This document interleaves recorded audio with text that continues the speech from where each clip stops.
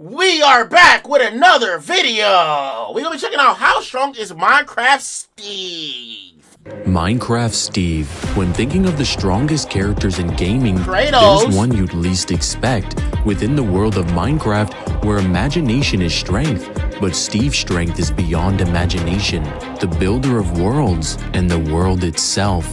So how strong is Steve from Minecraft? Let's start pretty small. Steve can casually destroy silverfish creatures that violently fragment cubic meters of stone, equivalent to 0.016 tons of TNT, which is enough force to reduce an entire room to rubble with his bare fist. But he doesn't stop there, as he survives direct lightning strikes worth at least 5 gigajoules of energy. Bro, you know if a human get hit by lightning, they not probably surviving that. He's different. Which is wall level durability. Scaling him even higher with weapons, he starts killing titans like the Ender Dragon and the Wither, both capable of destroying dozens of diamond blocks and tanking explosions equivalent to 30,000 TNT blasts, 30,000! powerful enough to vaporize cubic meters of diamond. That pushes Steve's attack potency to large country level, putting his destructive capacity on par with modern nuclear weapons. But his lifting strength is something that's really interesting. We all know Steve can carry a full inventory with an ender chest packed with shulker boxes, and each one of those can be filled up with netherite. That adds up to about 8.4 billion kilograms. Whoa. To put that into perspective, that's heavier than the entire Pyramid of Giza stacked onto his shoulders like it's another mining trip. But actually, it wouldn't end here. Using a NASA-grade supercomputer, players discovered that you can fill a chest with netherite, copy the NBT data, and repeat this process until you hit the NBT depth limit. That means Steve could hypothetically repeat this process 171 times, allowing him to lift a massive 7.64 times 10 to the 561 kilograms. And I know this number looks confusing, but you have no idea how big this number actually is. For comparison, the entire observable universe weighs around 10 to the 53 kilograms, meaning Steve casually carries weight greater than 10 octillion universes stacked together. What the? At this point, he controls his Minecraft world. At this point, bro, you could pick up a planet, bro. Universes. Yeah, that's pretty ridiculous. But here's where the floodgates really open. Steve doesn't just exist in the overworld, he builds the game worlds themselves, constructing structures, space-times, and dimensions within his own thoughts. These realities are stacked on realities, universes within universes, and Steve imagines all of them into being, putting him at high multiversal, as he's superior to the very cosmology that he dreams into existence. And then there's the lore. Steve is declared to be light and darkness itself, not separate from anything in existence, implying that he is space itself, time itself, and all concepts tied to his reality. This scales him to outer versal because he's not bounded by physics or dimensions, but encompasses them as abstractions. The entire Minecraft multiverse is basically a recursive dream within him. Each dream stacks infinitely higher than the last, where Steve's dreams become bigger than any reality that could possibly contain them.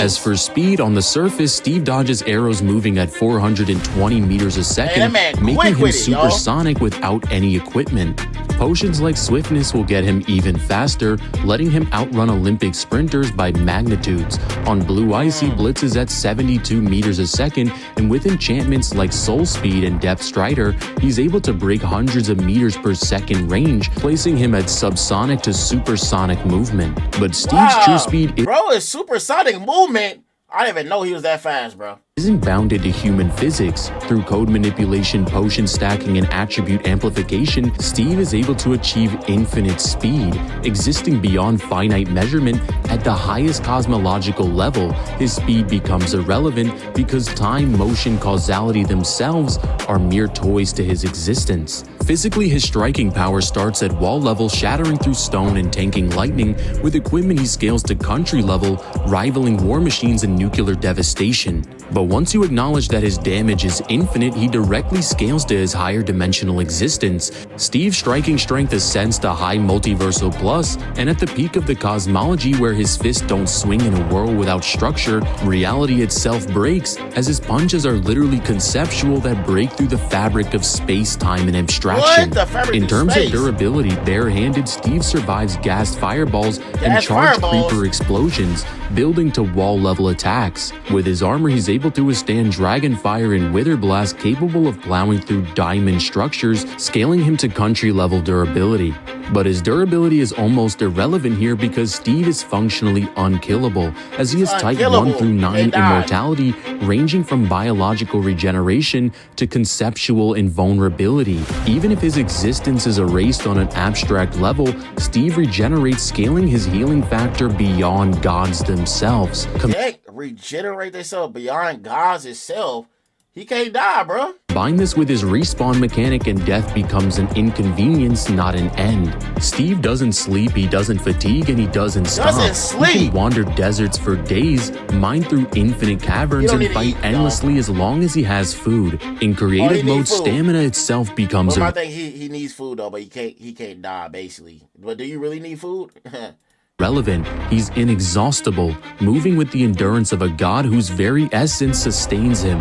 Steve's range is also a terrifying scope. He begins with 3 meters of melee, extends to hundreds of meters with bows and tridents, then escalates to universal reach via portals and teleportation.